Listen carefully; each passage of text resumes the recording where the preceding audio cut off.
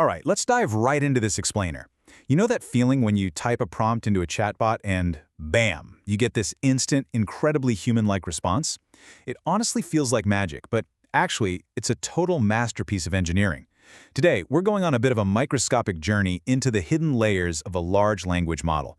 We're going to uncover exactly how that magic happens by following the fascinating journey of a single simple text prompt. So this really begs a fundamental question, right? How does a machine actually read? When you and I read a sentence, we're constructing meanings seamlessly.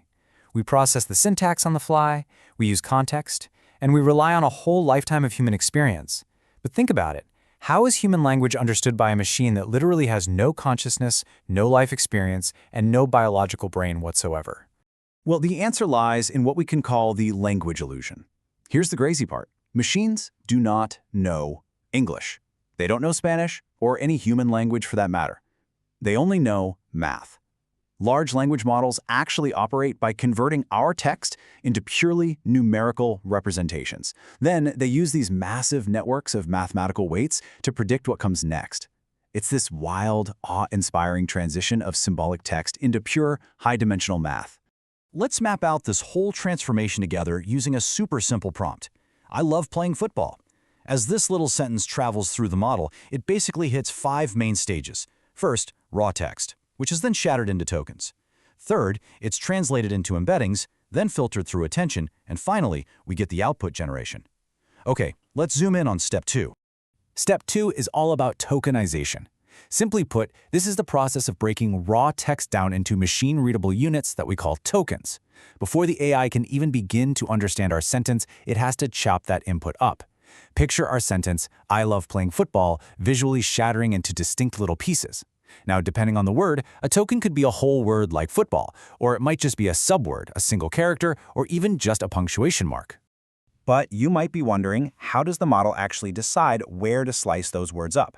Well, modern models usually use a frequency-based algorithm called byte pair encoding, or BPE. Think of it kind of like a compression puzzle. It starts off by looking at individual characters across a massive data set, and then it iteratively merges the most frequent adjacent pairs together. So over time, really common patterns like ing just become a single token.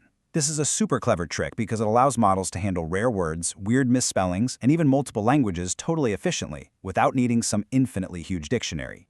And speaking of that dictionary, or vocabulary, let's just talk about the sheer scale here. 100,000. That's roughly the number of unique tokens in the vocabulary of a model like GPT-4. So once your raw text is shattered into tokens, each of those pieces gets assigned a unique numeric ID from this massive list of around 100,000 options. Suddenly, our human-readable sentence is literally just a sequence of ID numbers. But here's the catch. Numbers all by themselves, they don't carry any actual meaning. And that brings us to step 3, embeddings. An embedding is a continuous, high-dimensional vector representation of a token. See, the neural network can't really grasp a random ID number like 40 or 3021. So instead, these tokens shift into these glowing, complex numerical vectors. These vectors act like coordinates that map out human concepts. They capture semantic meaning, relationships, and even grammar. It's right here in this step where the raw math actually starts to resemble real understanding.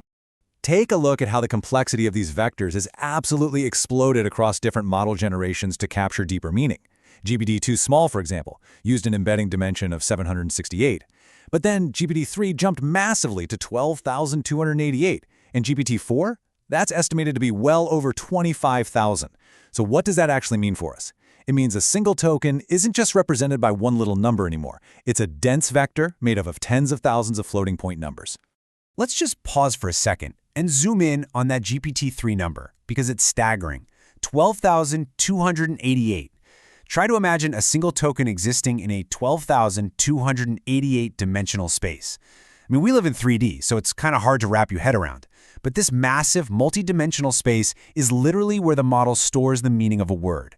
By placing words as specific coordinates in this incredibly vast space, the model can mathematically measure exactly how different concepts relate to one another. So how does that spatial math play out? Well, in this embedding space, words with similar meanings physically cluster together. The vectors for football and cricket are going to share very similar mathematical values because, obviously, they're both sports. They are geometrically close to each other. On the flip side, football and potato are entirely unrelated, unless you're playing with your food, so they end up living incredibly far apart in that vector space. But it gets way smarter than just static definitions. Embeddings also encode context. For instance, the word hat in the musical context of hi-hat will actually get entirely different mathematical coordinates in the hidden layers than the exact same word hat in the apparel context of bowler hat. The model realizes that the surrounding words completely change the meaning, and it dynamically adjusts the vector to match, right before passing it along to the next stage. Okay, now we reach step 4, which is the absolute core of modern language models: self-attention. This was the massive breakthrough that replaced those older, much slower sequential models. Self-attention allows every single token to mathematically look at all the other tokens in the sequence at the exact same time to figure out their relevance.